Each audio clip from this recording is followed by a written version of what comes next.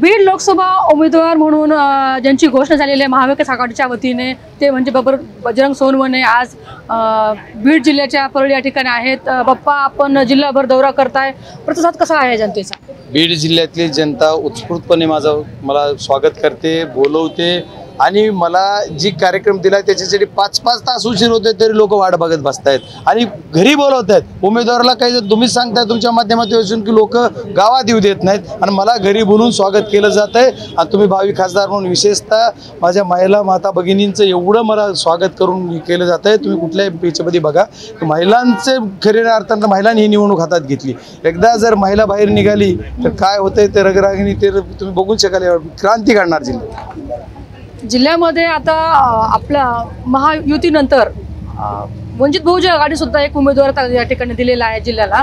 म्हणजे एकंदर तिरंगी लढत म्हणता आता चौरंगी लढत म्हणावं लागेल, कारण की ज्योती मेटे सुद्धा रंगणात उतरणार आहे। नाही, ह्याचा परिणाम असा काही वाटत नाही की मागच्या वेळेसही वंचित होतेच, ठीक आहे। आता ती कोण किती लढवा, तिरंगी होईल चौरंगी होईल का, किती काय उभारतील कॅन्डिडेट त्याच्यावर मला आज बोलणं शक्य होणार नाही किंवा उचित होणार नाही। ज्यावेळेस उमेदवाराची विड्रॉल संपेल त्यावेळेस ठरवू। मात्र आता आपण बोलताना म्हटलेलं आहे की भाजपाने बीड जिल्ह्याला 3 वेळा खासदार दिलेला आहे, मात्र बीड जिल्ह्याचा म्हणावा तसा विकास झाला नाही। कारण काय आहेत असं म्हणायचं? भाजपाचा खासदार बीड जिल्ह्यातल्या जनतेने दिलाय, भाजपानं खासदार नाही दिला। बीड जिल्ह्यातल्या जनतेनं भाजपला खासदार दिला 3 वेळेस। भाजपचा खासदार दिला असताना सुद्धा बीड जिल्ह्यातल्या जनतेचा जसा पाहिजे तसा विकास झाला नाही किंवा त्यांच्या अपेक्षा पूर्ण झाल्या नाहीत। बीड जिल्ह्याचा समजा मी एक मतदार आहे, मी जर कोणाला मतदान केलं तर माझ्या लोकप्रतिनिधी अपेक्षा असती, त्या अपेक्षा पूर्ण झाल्या नाही बीड जिल्ह्यातल्या जनतेतून। एकदा भावनिक झाले, दुसऱ्यादा भावनिक झाले, आता काय करता येत नाही। म्हणून माझा विकास बघा तर कुठला विकास दिसतोय? विकासच नाही।